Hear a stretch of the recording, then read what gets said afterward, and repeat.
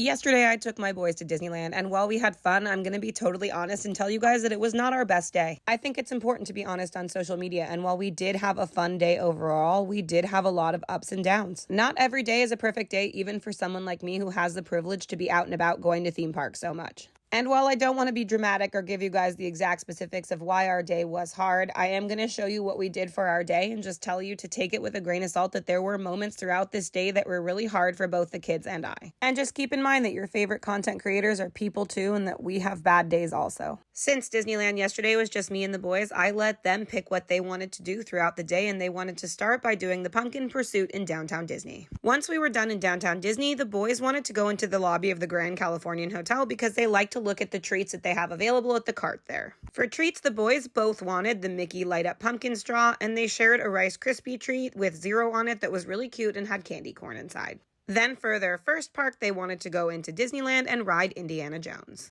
After riding Indiana Jones, we made our way towards Haunted Mansion Holiday and actually got to see Jack on his way to his photo spot. The boys did not feel like riding Haunted Mansion Holiday because they've already ridden it a couple times this year, but we did stop and take a Magic Key photo that turned out very cute. If you are a Magic Key holder, definitely head over by Haunted Mansion and get your video and photo taken. The next place that the boys did want to go was into Galaxy's Edge because they wanted to ride Smuggler's Run. This is not personally one of my favorite rides at Disneyland, but luckily there was no line and we were able to walk right on. For their first ride, Skylar picked being a gunner and Phoenix picked being a pilot. Once we were off the ride, we said a quick hello to Chewie, who was outside fixing the Millennium Falcon, and then the boys wanted to go on Smuggler's Run for a second time. This time, both of the boys wanted to be pilots. Once we were off our second ride, the boys wanted to head over to Toontown to play, and on our way, we said hi to Jessie and grabbed a pretzel. The boys ate their pretzels in Toontown while they played at Goofy's How to Play Yard, where they stayed for about an hour, but honestly could have stayed even longer. That is one good thing about having kids who come to Disneyland a lot, is if we happen to be at the park on a crowded day, there are lots of fun things that my kids like to do that do not involve waiting in lines. Eventually, they were ready to park hop over to California Adventure because they wanted to ride Guardians of the Galaxy Monsters After Dark. This is another ride that's not personally my favorite, but my boys love it. After Monsters After Dark, I let the boys pick where they wanted to eat dinner, and they wanted to eat at Lamplight Lounge. I love Lamplight Lounge too, but my boys love it for a really interesting reason, which is that they just love that the pasta comes with goldfish on top.